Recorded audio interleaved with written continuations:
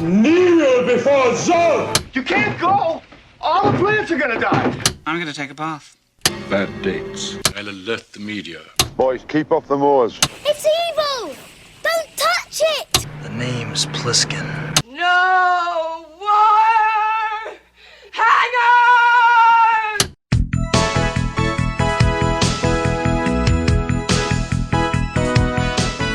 Welcome to a very special Vintage Video Patreon pick, where our patrons at the $100 tier are invited to request any pre-80s title they'd like for a custom review from the Vintage Video team, overanalyzing what you've seen and spoiling what you haven't. I'm Patrick O'Reilly. I'm Jesse Bayless. And I'm Richard Wells. And today, Michael Burgett has asked us to review Gojira, released November 3rd, 1954. It was written by Takeo Murata and Ishirô Honda, based on a story by Tomoyuki Tanaka and Eiji Tsuburaya, directed by Ishirô Honda and released by Toho.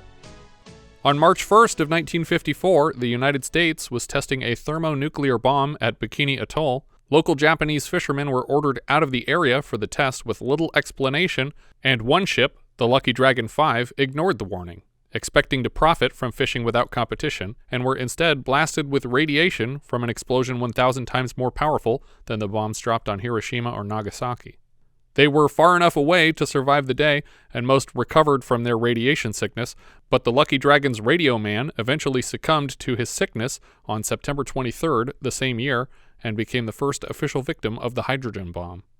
1 month later, Gojira made its world premiere. 1 month later. Yeah, the movie came out. They knew about the bomb, but this was the first time it had been detonated? This was the first H-bomb. There were atom bombs dropped on Nagasaki and Hiroshima, but this was the first hydrogen bomb. Right, but they refer to it in the movie. So, yes, people knew about the H-bomb. It just had Correct. not been dropped Yes. anywhere. Wow, that's really interesting. Extremely timely. It's extraordinarily timely and kind of shocking. I mean, I guess you know that there's something worse than the worst thing that you've seen happen, and you can write a movie about it. Yeah. But that's Well, the bomb exploded in March, and the guy didn't die from his sickness until October, and the movie came out in November. Well, when did production? But the production took no inspiration from this event. No, but it seems like they did based on the cold open because Right. it's such a similar situation. Yeah, well, and just everything that they talk about in the film. Just Right, that, yeah. I guess it's just kind of shocking to me that it hadn't been inspired by the dropping of an actual H-bomb. No, it was inspired more by the atomic bombs dropped in the 40s, but this is right around the end of the American occupation of Japan, and so they were learning for the first time the truth of what happened to their country and how many people were killed by it. And so that information for the Japanese people was fairly fresh. It had only been a couple years since America left, and they were able to freely discuss the bombings of Hiroshima and Nagasaki. Interesting. Flying home from the scrapped plans of a Japanese-Indonesian co-production called In the Shadow of Glory, regular Kurosawa producer Tomoyuki Tanaka began development on a monster movie inspired in part by Ray Harryhausen's The Beast from 20,000 Fathoms, a story of a reptilian dinosaur-type creature awoken by atomic blasts and attacking New York City. 2 of Gojira's writing credits are for a story entitled The Giant Monster from 20,000 Leagues Under the Sea, so very similar in premise. The name Gojira, as we mentioned in our Patreon review of Godzilla vs. Hedorah, comes from the Japanese words gorira and kujira, meaning gorilla and whale respectively. In an earlier draft, Gojira was imagined as an enormous octopus, and later, a mushroom cloud-headed monster. On the way to his final design, a combination of a T-Rex and iguanodon with spinal plates in the style of a stegosaurus, but with a sort of fungal shape to them. Yeah. Yeah, I was kind of enjoying the idea of it being a gorilla whale, though. That was an early idea of the character. Yeah, that's great. It was basically like an aquatic King Kong. Production began with the title Project G for Giant, not Gojira. When planned In the Shadow of Glory director Senkichi Taniguchi turned down Gojira, he was replaced with longtime Akira Kurosawa collaborator Ishirô Honda. The Gojira suit in the film was built from a bamboo frame with metal mesh and layers of latex. It weighed 220 pounds at first. Oh, God. But it is replaced in several scenes with a hand puppet, for instance, whenever the atomic breath is being used. How do you even function in a 200-pound suit. They ended up having to cut it in half around the waist and use some scenes like when Godzilla's walking through water for the top half, and then when he's stepping on things, they use the bottom half. Suspend it from a crane? You basically had to wire the guy up. I can't imagine wearing 100-pound suspenders. Right, exactly. And then go into the water with them. Yeah, right, just exactly. drag yourself through insane. the water and then very specifically and carefully step on exact buildings and train cars and shit, and you only get I one didn't think take he was because... being super precise with his Yeah, stepping. no. Wow, but I'm just saying, you get one take. Don't screw it up. Or No, you and they screwed up plenty and had to rebuild stuff from scratch. Really? Yeah. Haruo Nakajima and Katsumi Tezuka, the actors who portrayed Gojira in the film, took a beating on set, losing significant weight from the effort of piloting the costume, and takes were limited to 3 minutes because any longer and the Gojira actors would pass out from the heat inside. The film obviously makes use of extensive, highly detailed miniatures. The production also had lots of cooperation from the JSDF, the Japan Self-Defense Force, populating scenes with uniformed military personnel. They were also provided with World War II stock footage, which was worked into the plot. Yeah, that worked pretty well. Yeah, I thought so too. I thought that was great. It was very Sands of Iwo Jima. Yeah. Gojira was one of the most expensive Japanese films ever made at the time, but also set records in the box office. Its popularity was proven international with an American re-release 2 years later entitled Godzilla King of the Monsters, which removed several references to the events of World War II and added in an American journalist character named Steve Martin, played by Raymond Burr. The film made even more money in America than it did in Japan. There are currently 29 films in Toho's main Godzilla series, with a 30th film set to release this November, 4 American Godzilla films, and 3 animated films. The Toho main series is split up into eras, the first being the Showa era, as a reference to the ruling emperor at the time and lasting from 54 to 75, followed by the Heisei era, named after Showa's successor. The Heisei era ended in 95, and the series basically retired until the poorly received American adaptation, Godzilla 1998, inspired a Japanese reboot called Godzilla 2000, kicking off the Millennium Era, the shortest era so far, which ended with Godzilla Final Wars 5 years later. The current series has been labeled the Reiwa Era and includes Hideaki Anno and Shinji Higuchi's Shin Godzilla and a trilogy of animated films. America also rebooted their MonsterVerse over at Legendary with a trilogy of Godzilla films ending with a face-off against the new King Kong, introduced in Kong Skull Island. Another Godzilla vs. Kong film is currently planned for release next year. The Godzilla license was also briefly owned by Marvel, where the monster was pitted against the Avengers in a few issues. Yeah. The film starts with the sound of Gojira's stomps and shrieks over the Toho logo and opening credits.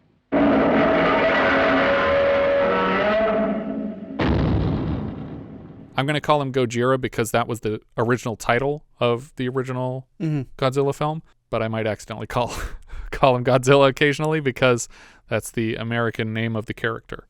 The roar was produced by rubbing a glove along the strings of a contrabass.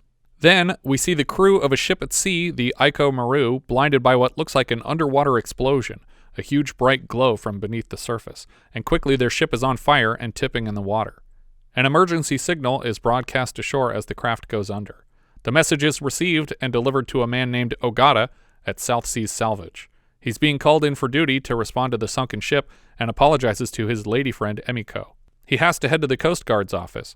They were going to see a show today, the Budapest String Quartet, and he tells her that she can still make it if she hurries. But he literally just got the call from the Coast Guard, so they were already running late before he canceled last minute on her. And they're definitely not like he's not ready to go. Unless he's going very business casual in just like a wife beater and like a shirt over the top of it. Yeah. He ushers her out the door and we cut to a command center with a big map of Japan on the wall. An older man rushes in and asks what's going on. The incident is described to him as something similar to Myojin Sho, a famous underwater volcanic eruption in the early 50s. The real-life disaster sank the Takeo Murata, a survey vessel, and cost the lives of all 31 souls on board. So a volcano erupted under the water and sank a ship. That's interesting. In the film, the connection to the Eiko Maru went dead, and a second ship, the Bingo Maru, has been dispatched to investigate the area. If that doesn't work, they'll send the Kobayashi Maru. Because they'll need rescuing. Right. We cut back out to sea, just as the Bingo drifts into another brightly glowing patch of water, and the ship explodes. word gets back to the Coast Guard that a second freighter was sunk in the same location. The office is already being swarmed by the families of the 2 missing crews. The families are impatient for answers, and back at sea, a third ship full of fishermen locates a trio of survivors on a makeshift raft. The rescued men report an explosion in the water, but before they can return to nearby Odo Island, the fishing boat also explodes. We get a montage of headlines trying to explain the disasters. The people on Odo Island crowd the beaches looking out to sea, and one day, a raft floats in with a final survivor named Masaji. They're very rough with him, trying to slap him awake on the beach. Sometime later, a troop of fishermen return to the island with empty nets in a scene that reminded me of the inciting incident of Moana. This island is being starved by some mysterious ancient evil, and like in that film, one of the elders of Odo is quick to blame Gojira, just like in Moana when the guy's like, I bet Gojira did this. They tell him Gojira is an old legend and can't be responsible, so he says, I'll feed you stupid cows to Gojira.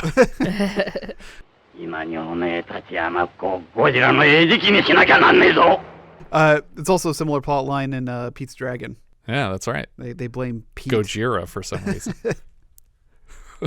Well, they blame Pete's dragon talk right on the fact that he's scaring away all the fish. How dare you? You're talking about dragons too loud and the fish are swimming away. That doesn't make sense. They're very sensitive. A helicopter lands nearby and reporters emerge to collect testimony from the islanders. That night, a ceremony is acted out by dancers in Tengu masks, and the old man says they used to sacrifice young girls to please Gojira, but hopefully he'll accept this dance instead. Spoiler alert, he doesn't. Why aren't you sacrificing young girls? Right, is that what he's expecting the response to be? I feel like he misses the good old days. He's like, make Odo great again, like he wants to go back to sacrificing young girls. Wow. After everyone has gone to be, what the fuck does that mean? Bed? Everyone went somewhere to be. Everyone was elsewhere. They were, and they always will be. Yeah, probably bed. After everyone has gone to bed, a sudden stomping can be heard outside. The house is shaken thoroughly enough to break pieces of wood from the roof. A young boy, Shinkichi, is awoken and runs from the house against his family's protestations. From outside the house in the pouring rain, he watches as the home of his family collapses with his brother Masaji and his mother still inside. A dark shape seems to push the house over, and it is quickly demolished. The raging storm flips the nearby helicopter on its pad. The next day, a press conference is held to summarize the disaster. The consensus blames the typhoon for the latest damage, but at least one man suggests that the damage to the houses and helicopter pressed down from above is inconsistent with the storm's behavior. Lastly, a paleontologist professor named Yamane is invited to the room. I don't know why you would bring this guy here if everyone said it was a typhoon. Let's call it paleontologist. Let's get Alan Grant out here. He hasn't even visited the site and is embarrassed to offer any theories, but he mentions recent footprint casts collected in the Himalayas believed to imply the existence of a Yeti. All right, thank you so much, sir, for your time. I'm just saying, Yetis we shouldn't rule anything out, Yeti. Director Ishirô Honda's next film was actually a Yeti story, entitled Beastman Snowman, released in the US as Half Human. Unclear if he was trying to connect the two films. He says that there are cavities deep in the ocean still in need of investigating. The next day, a research vessel is dispatched to explore Odo Island. What? Is that what she said? Just go through your head again? Or? Well, no, I was thinking about cavities. I was like, the cavity creeps. We put holes in reefs. I don't know what that is. Oh, no, the cavity creeps? No. Well, cavity creeps say, we put holes in teeth. We put holes in teeth. It's like it was like part of a commercial. What is that from? It's like a Colgate commercial or something. I don't remember that at all. But I was thinking if they were in the water, they'd be putting holes in reefs.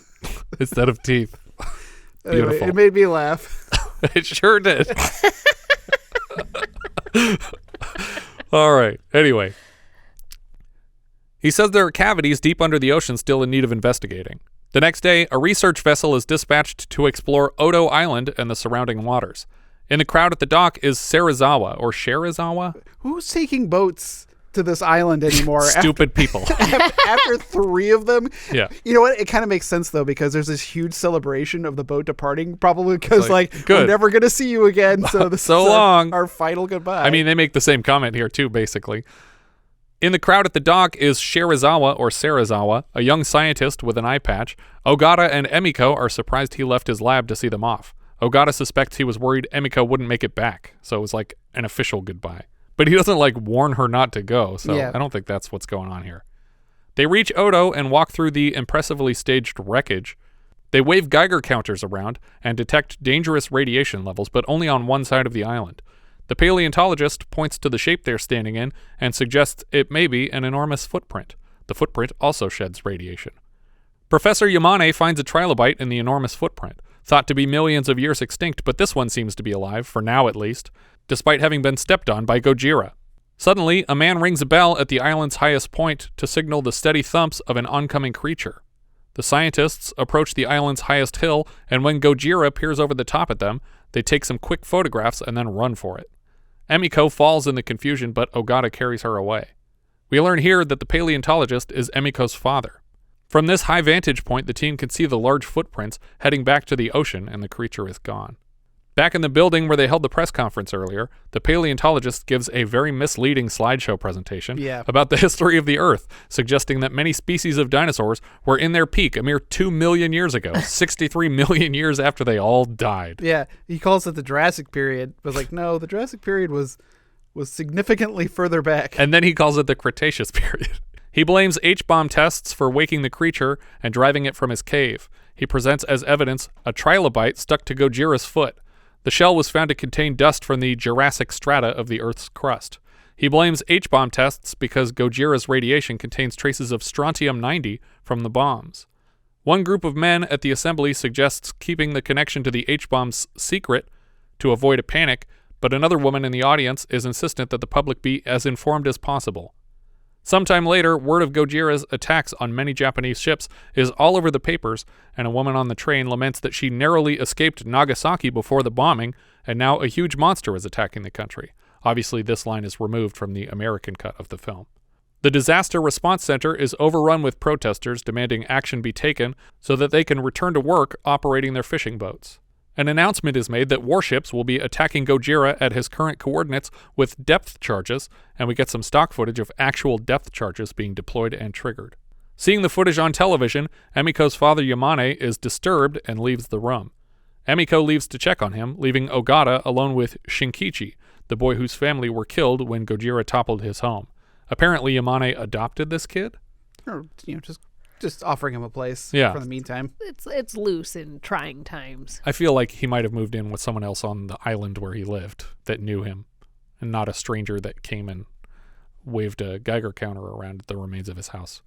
It's also strange that Ogata and Emiko spend so much time together when she seems betrothed to Dr. Serizawa, but I don't know how things worked in Japan at the time. No, I think it's the other way around. My understanding is that they had a former relationship that was over, and now this is her new relationship. So, but the father doesn't know yet about the new relationship, but she's already broken it off with... She has not broken it off with him. She is right now set to be married to Dr. Serizawa. Okay, that was not my understanding. But okay. She was going on a date to this orchestra, and she right now is having dinner in her house with this other guy who she likes more, but she is set to marry the other guy.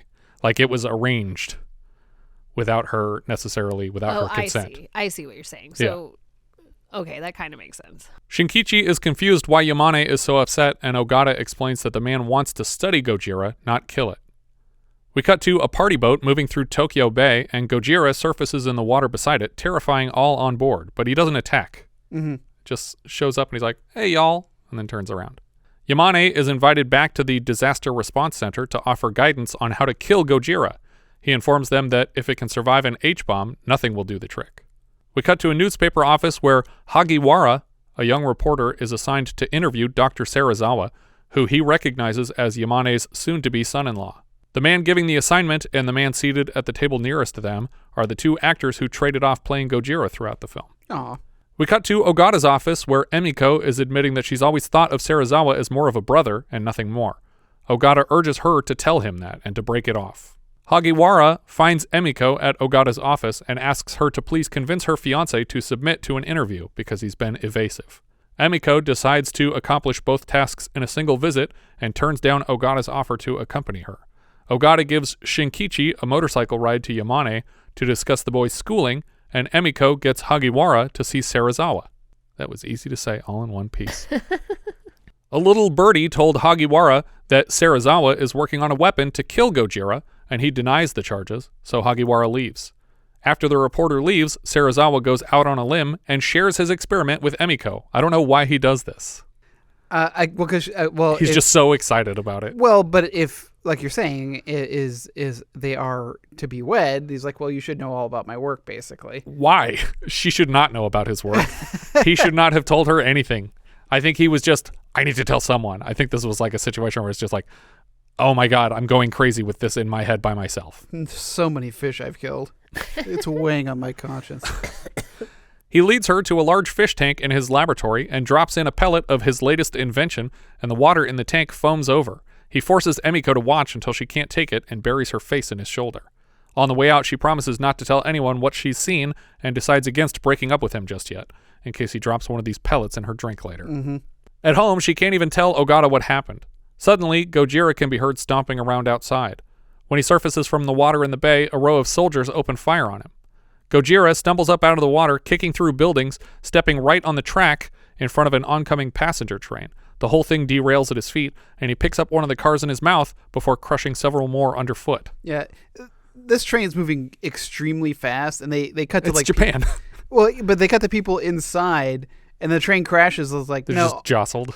Yeah, it's just like, oh, the train. It's like, no, you guys are all dead. Yeah, you also all splatter against the wall through the train windows. Yes. But this is really brutal. For like his first like direct interaction with people, that he's like picks up a car and chews it in half and then stomps on another one full of people that are climbing out of the windows. Honestly, this movie, I've seen other Godzilla movies. Yeah. I hadn't seen this one.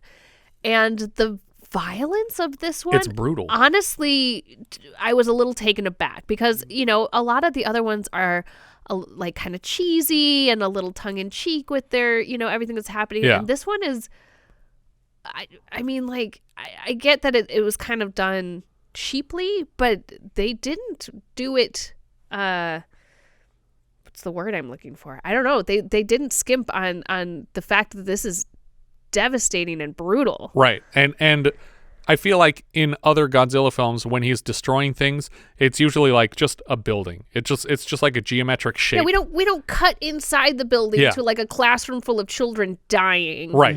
You know? Like the inserts here are killer. Yeah. Gojira moves to a large bridge and tears it right out of its foundation before turning around and disappearing into the sea.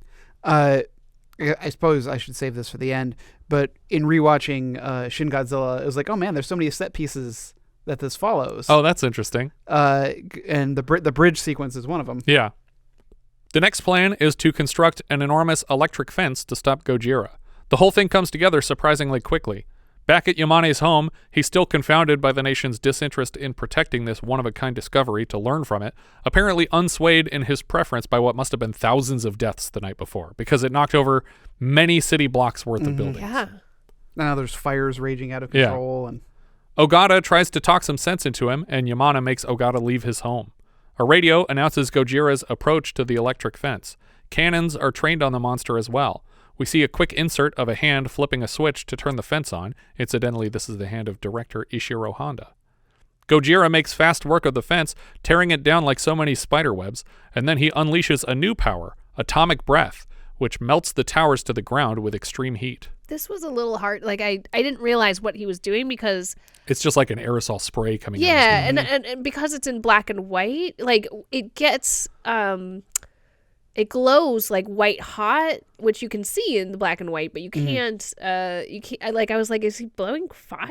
Because there's no fire. Or is this just smoke? Yeah. So I didn't understand that was atomic breath. In later films, and specifically the colored ones, it's usually a blue flame, and it's bright white, like completely opaque. It's not as.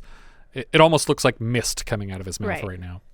The effect of these melting power lines was accomplished by building them from wax and then blasting them with set lights until they melted on their own. Well, that's cool. Along with the atomic breath, the spines on Gojira's back glow brightly. The same breath is turned on buildings and crowds of people, and fire trucks race in a futile effort to keep up with the ever-expanding flames. People pile into back alleys to avoid the monster's passing feet. When a row of tanks open fire on the monster, they seem for the first time to have an effect, but a negligible one. He at least notices now that he's getting hit with something. Gojira turns its ire on every building it encounters, and down at street level, a woman surrenders to the monster, telling her children that they will all be with their father soon, i.e. in heaven. Yeah, so like I was already a little on edge by how sort of violent they were showing all of these attacks to be. Yeah. I was about sobbing at this point. Yeah. I'm like, what? They're just giving Why up. is There's this nothing we can do. silly Godzilla movie making me cry? What is happening? It's so dark. Like, I don't think any Godzilla movie after this gets as dark as this one does. It's intense, and we're about to cut into like some like recovery camp. Yeah. That is equally brutal. Like this is as brutal as any war movie. Yeah. A clock tower starts chiming and Gojira decapitates it. A news team reports on the conflagration from a rooftop overlooking the scene. Gojira takes out more buildings with stomps and tail whips and more atomic breath, and people race to evacuate the city. He takes down the Diet building, a well-known governmental landmark, which audiences applauded in the film's initial release. Photographers... Wait, what? They applauded the taking down of a building? The government building, yeah. Why? For the same reason that Americans might applaud, like, blowing up the White House or blowing up Congress, that they're like, yeah, take that, government. Oh, so not just because it's cool, but because... No, because they were like, yeah, we're tired of this. Like, weirdly, audiences sympathized with the monster almost as much as they sympathized with the Japanese people in this story. Because neither of them asked for this to happen. This is being forced on them by other people in charge, by their government specifically. Because obviously they didn't ask, like, there wasn't a unanimous vote for Pearl Harbor to take place. And that is the reason that bombs were dropped on their country and killed innocent people. The press photographed the monster from the deck of a high tower above the flaming landscape, and Gojira starts chewing on the tower and sends it toppling hundreds of feet to the ground. And you see these people just falling off of it along the way. Serizawa watches a televised broadcast as Gojira returns to the sea and takes out a few bridges on his way out. JSDF jets are called into formation and take parting shots at the monster, but seem to have no effect beside annoying him. He disappears back under the water. The next day, half of Tokyo is rubble, and hospitals are overrun with radioactive survivors. I wouldn't say that the missiles have no effect on him. They're not hitting him. They all miss him. Yeah. Like, they're all set on strings to, like, buzz past this guy in a suit, so they aren't actually, like, hurting him or setting him on fire. But I'm like, you kind of miss the point of these things. One of these should hit him at least. Yeah, like, it just looks bad on you that none of them are hitting them. The next day, half of Tokyo is rubble, and hospitals are overrun with radioactive survivors. Children watch their dead parents carried away by hospital staff. Oh, God. Like... This girl just sobbing. The girl sobbing for her mother that's being carried away, and the woman picks her up and then, like, passes her off to a nurse, and it's just like, okay, all right, we need to get out of this scene here. Emiko can no longer keep Serizawa's secret. She tells Ogata about the weapon that could kill Gojira, and we see a flashback to what she saw in the fish tank. The water bubbled over, and the flesh evaporated from these fish, leaving only skeletons, and then the bones themselves dissolved away. He calls it an oxygen destroyer. It breaks down the oxygen atoms in the water, which would presumably leave just hydrogen in the tank, but it somehow defleshes everything. He had intended to build a powerful new energy source and accidentally stumbled upon an all-powerful weapon. He doesn't want to share it with the world because in the wrong hands it would make the H-bomb look like sticks and stones. I don't quite understand his logic here, because he basically says, I'm not gonna share it with anybody until I figure out, like, its good use, like what is the good use that isn't a weapon. But I'm like, isn't it always potentially a weapon? Yeah. Even if it has a valid use that's not a weapon? Unless he can somehow disguise the weaponization of it to make it just a power source. Dudes will turn anything into a weapon. Like, That's you true. can't, that's not, like, it's not possible. So I just feel like he seems so, like, vigilant in this movie about being, like, good and not allowing this to enter the world, but he thinks that there's a way that it can, and that just seems wrong. Yeah. Well, I mean, it is a power source also, but it's kind of like Raise the Titanic, where it's like, yeah, it's a power source, but that's totally not what anyone's going to use it for. The second we said we had a great power source, people were like, awesome, we can make a bomb with it. Yeah, it's the arc reactor. Yeah. Emiko is embarrassed to have broken her promise to Serizawa, but Ogata assures her that Serizawa will understand. They confront him together, and Serizawa still refuses to allow the oxygen destroyer to be used in their efforts to kill Godzilla. It's not like he doesn't know that Godzilla is attacking this island. Right. So I don't understand why. Well, it was attacking Odo, now it's attacking the mainland.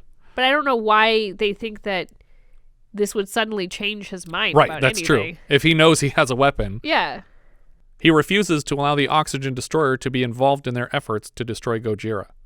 Desperate to use the weapon, Ogata literally starts a fist fight with the scientist and gets his ass handed to him. Serizawa fears if they use the oxygen destroyer that he will be tortured by the government until he reveals its inner workings, and he can't allow himself to contribute to the further weaponization of the planet. Basically, he's like the good version of Oppenheimer, where he's like, I made a bomb, but I can't tell anybody how I did this because then they'll use it. He regrets inventing it in the first place. We see another television broadcast of all the damage and stuffed hospitals. A gymnasium full of children sing a somber, unsubtitled song, and Serizawa is moved. He turns off the television and collects his research to destroy it with fire. He will create a one-time use version of this technology. Emiko cries while his contribution to science burns. Later, we see a ship locating Gojira with a Geiger counter. Serizawa will go on the dive with Ogata to destroy the monster. They dive together with the oxygen destroyer in hand, and we follow them deep underwater. They find Gojira napping on the ocean floor, and Serizawa's eye patch looks even more badass in this diving helmet than it did on the surface. Gojira starts marching quietly toward the men, who lure him along with their weapon. When the monster is close enough to kill, Ogata pulls the cord on his suit to inflate it and allow his quick escape, but Serizawa doesn't follow. Ogata realizes too late that he is surfacing alone.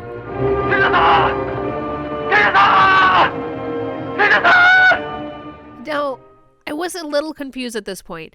Are we sure that Serizawa didn't do it for him? No. It was like, you're heading up, I'm staying down? No, they were both supposed to do it at the same time, and he does it with his own hand. He pulls a string. Because it looks like he goes over to him right when that's about to happen. Yeah, he like taps him on the shoulder or something. Yeah, like, okay. Or was that the signal like, okay, we're going. We're ready to go, and then yeah. he just didn't do it. Exactly, okay. Yeah. Serizawa stands alone at the feet of the monster and activates the oxygen destroyer. It bubbles furiously, and Gojira spins in the water. Serizawa radios to the surface that the weapon is working, and he tells Ogata and Emiko to be happy together. He unsheaths a knife and cuts his oxygen line so he can't be pulled back up to the boat.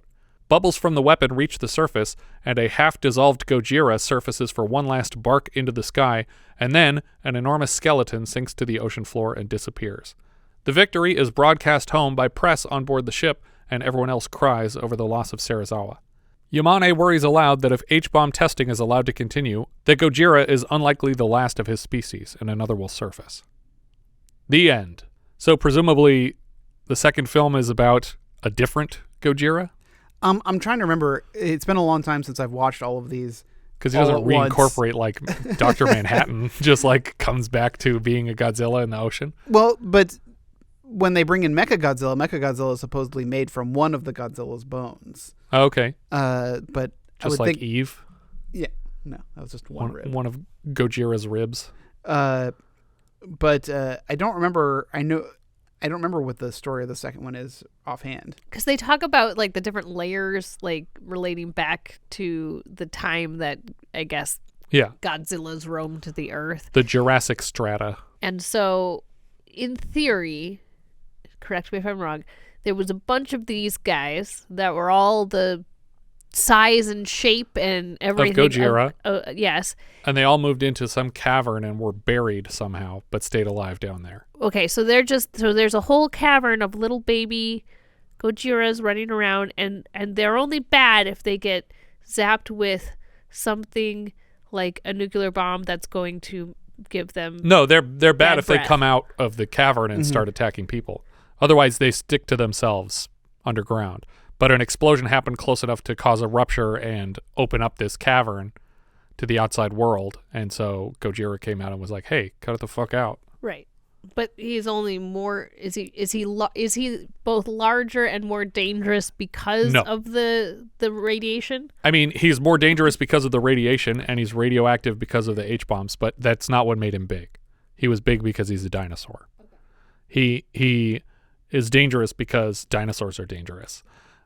And he's radioactive because of these explosions near him. But he's doing more of the damage with his feet than he is with his radiation. He'd be equally as terrible even if he wasn't radioactive. Right. But the difference is that the people in the hospital who survived the attack that night are still going to die because of the radiation, which is the comparison to the atomic bombs that were dropped, which is the point that even the survivors will die because this is a death that haunts people afterward. Like the only survivor from all 3 shipwrecks still dies because Godzilla finds him and kills him afterwards. It's about how you can't escape radiation. It's an inescapable death. Really, everyone in this story is going to die because those Geiger counters were going off like crazy on that boat at the end. Yeah. At the very least, they're going to have some radiation sickness going on. But he's surfaced. If he gives off radiation and you're like 100 feet away on a boat, yeah, you're not going to do well. Well, I give it a thumbs up. Yeah, definitely. Oh yeah. I mean, like I said, I've seen this a couple of times in different variations of it. Right. Because again, we mentioned the Raymond Burr version. Well, you and I did the full Godzilla marathon, right? Right. But that was before Shin Godzilla. Was it that long ago? Yeah, because I hadn't seen that one for a long time. But we watched every Godzilla movie in a row. Back when there were 28 of them. I think. Well, no, I think we got everything that went up to Final Wars. Yeah, Final Wars was the last one. Yeah, which is amazing. Final Wars has like every monster from every version of the movie and Don Fry in there, right? Is he in Final Wars? Well, and then they kill the 98 Godzilla, which they rename Zilla, but they kill it, like they rip its head off because they hate the American Godzilla so much. It's really wonderful. Final Wars is worth checking out if you haven't seen it. But it was like an all-stars, it was like the Avengers Endgame of Godzilla movies, which I hope they lead to with the new Legendary series. Like, keep introducing more and more monsters and then put them all in one fucking movie together. I want to hear On Your Left come out of Rodan's mouth or beak or whatever. Yes, I'm talking about the sculptor. Yeah, this is a wonderful film.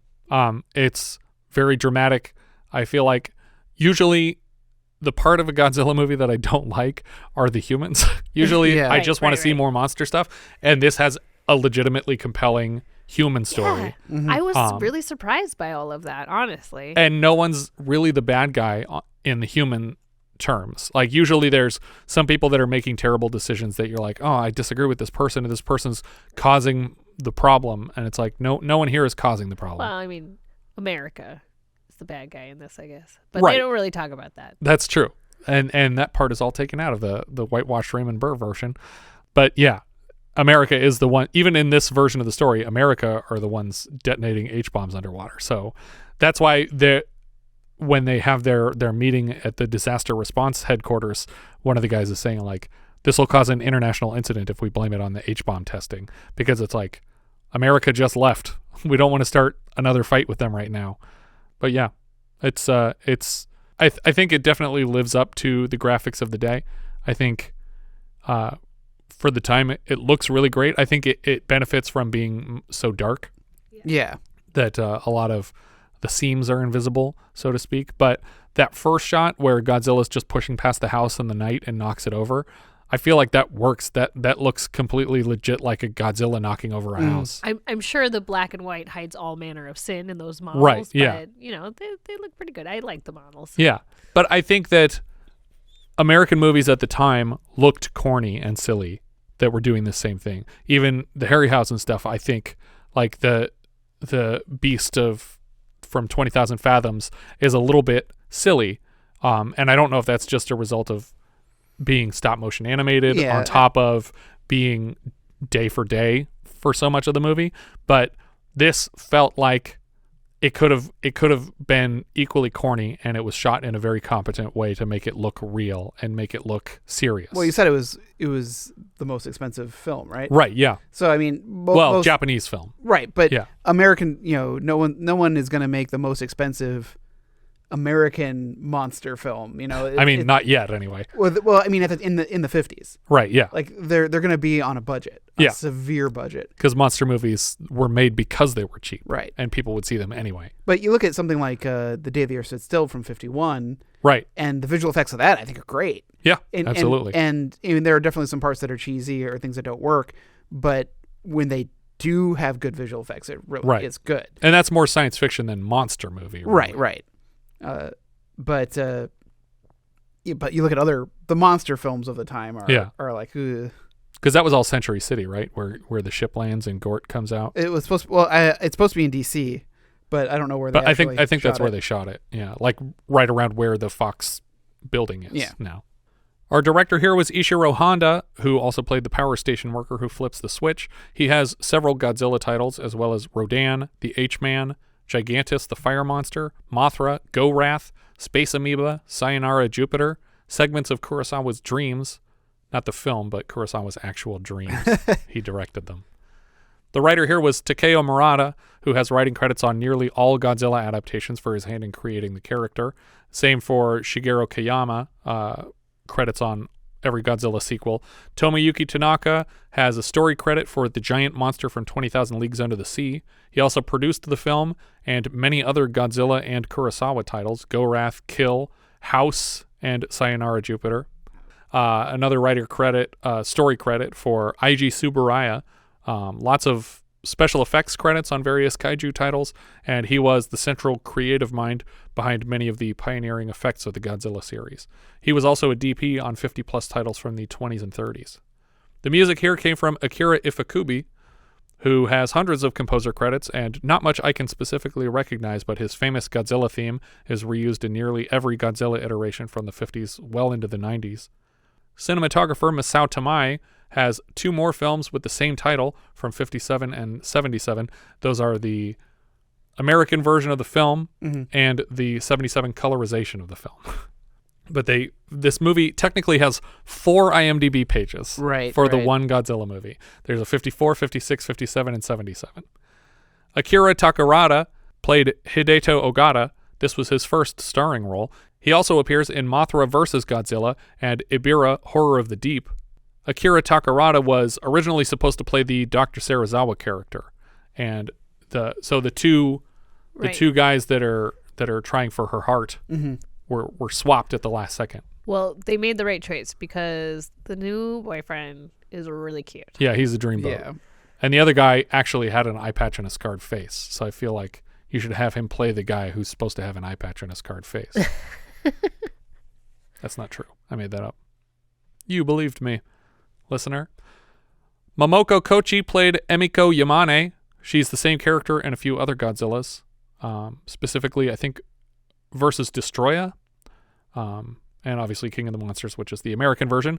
Akihiko Hirata played Dr. Daisuke Serizawa. He comes back as the same and sometimes different scientists in several future Godzilla sequels. And that's also the name of the Ken Watanabe character in the Legendary films. He's Dr. Serizawa.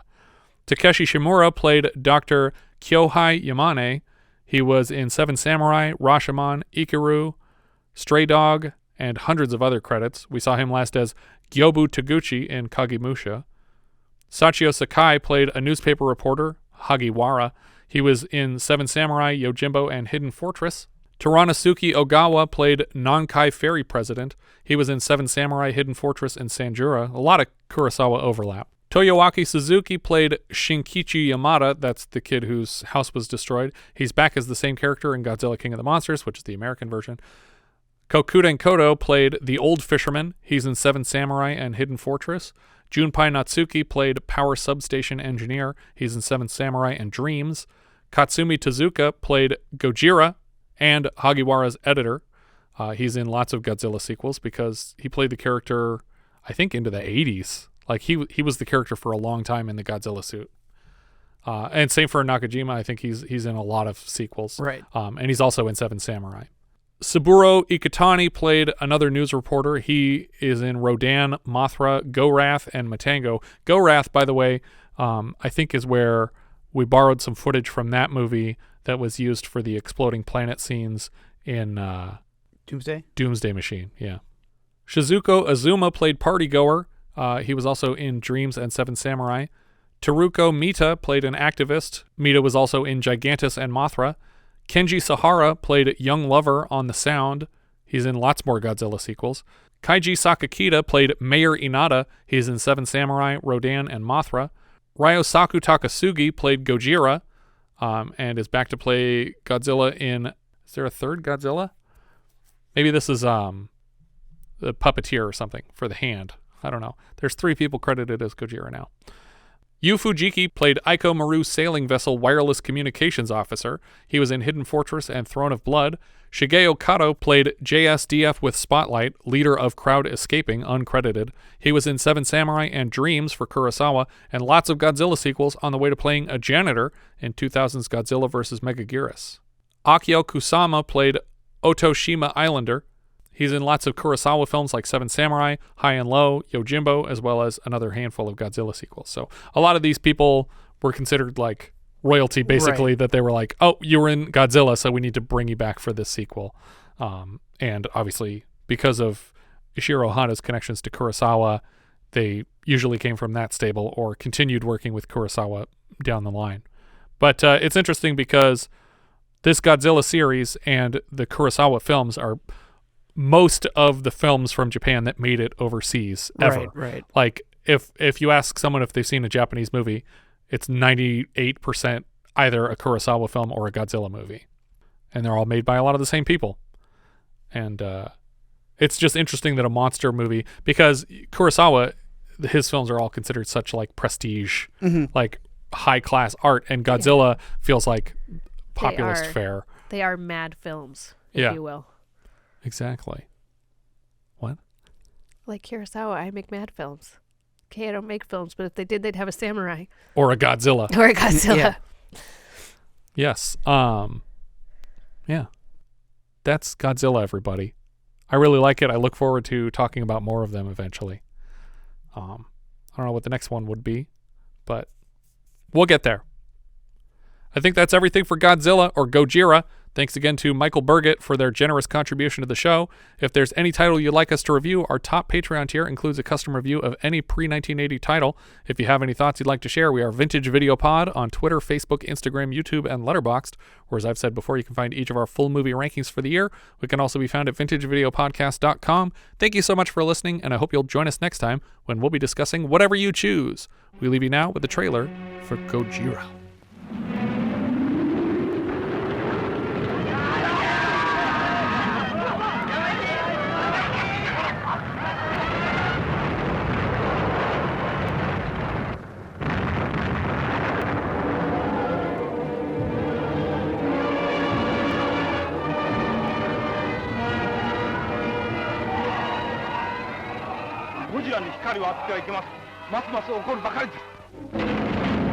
万年前に生息した開きの大怪獣ゴジラ。水爆実験はついに太平洋に眠る大怪獣の怒りを買った。放射能を発し、白熱の海溝を吐きながらゴジラは東京へ上陸した。僕は反対です。また、わしは気まぐれに言ってるんではないよ。あのゴジラは世界中の学者が誰一人として見ていない。日本だけに現れた貴重な研究知らず。しかし先生、だからといってあの凶暴な怪物をあのままほっとくわけにはいきません。君までがゴジラを抹殺しようというのか。バカな。素人のあなた一人を海の中に放り込みますか。俺が死なない限り、どんなことで再び使用する立場に追い込まれないと誰が断言できる。もしもそれが恐ろしい目的に使用されたとしたら。青年科学者芹沢が秘めた恐るべき発明とは。長年の研究の成果を何ということなさるんです。話せ。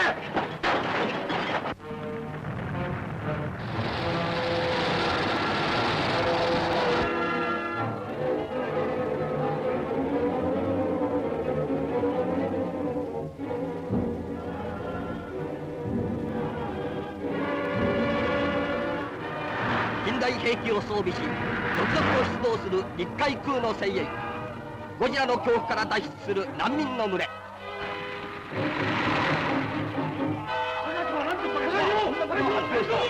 ただでさえうるさい国際問題が一体どうなるか。あ、尾形君、頼むよ。はい。